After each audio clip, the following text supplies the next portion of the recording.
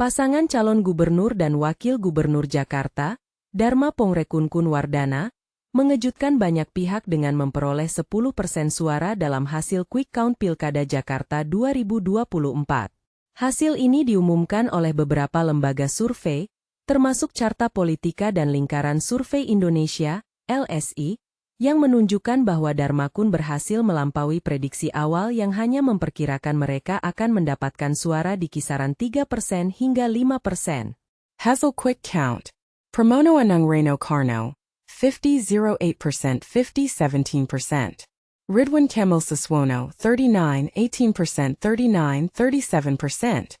Dharma Pongrekunkunwardana, 10.60%, 10.68%. Reaksi Dharma Pongrekun.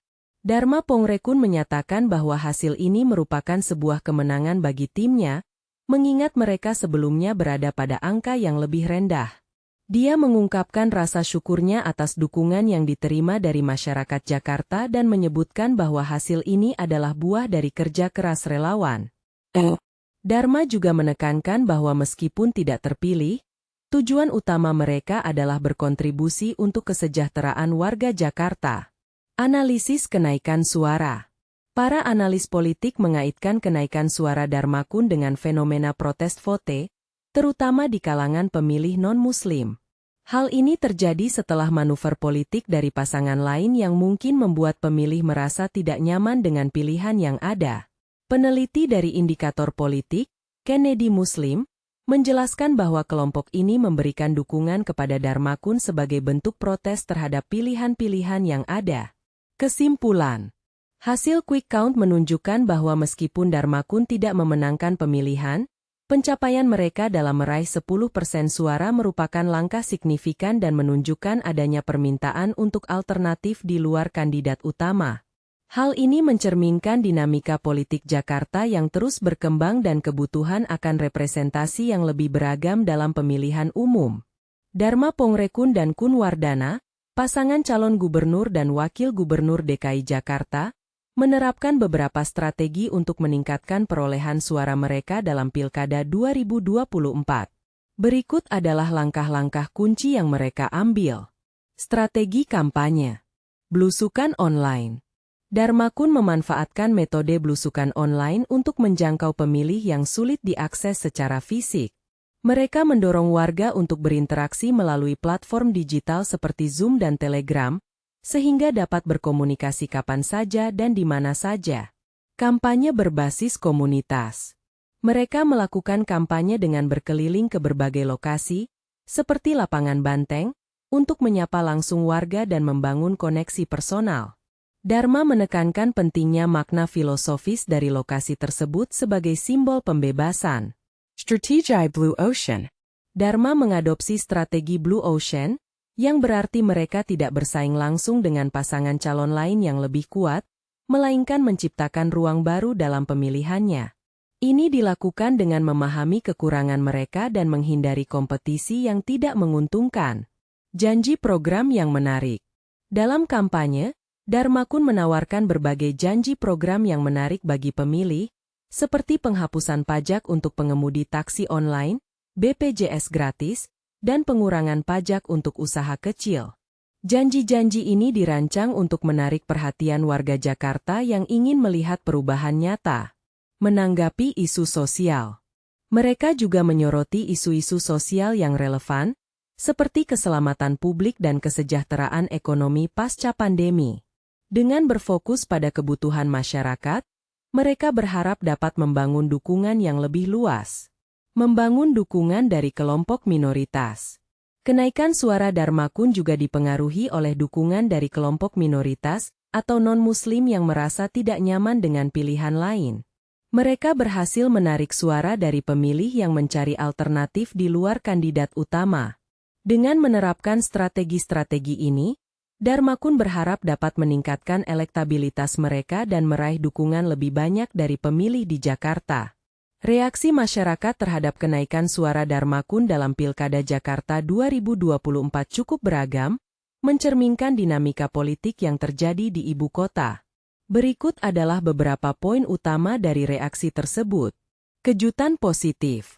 Kenaikan suara signifikan, Banyak warga yang terkejut dengan hasil quick count yang menunjukkan Dharmakun memperoleh sekitar 10% suara, mengingat sebelumnya elektabilitas mereka hanya berkisar antara 3% hingga 5%. Peneliti dari indikator politik, Kennedy Muslim, menjelaskan bahwa kenaikan ini berasal dari kelompok protes vote, terutama di kalangan pemilih non-Muslim yang merasa tidak nyaman dengan pilihan lain. Pandangan Dharma menganggap sebagai kemenangan, Dharma Pongrekun menyatakan bahwa hasil tersebut adalah sebuah kemenangan bagi timnya.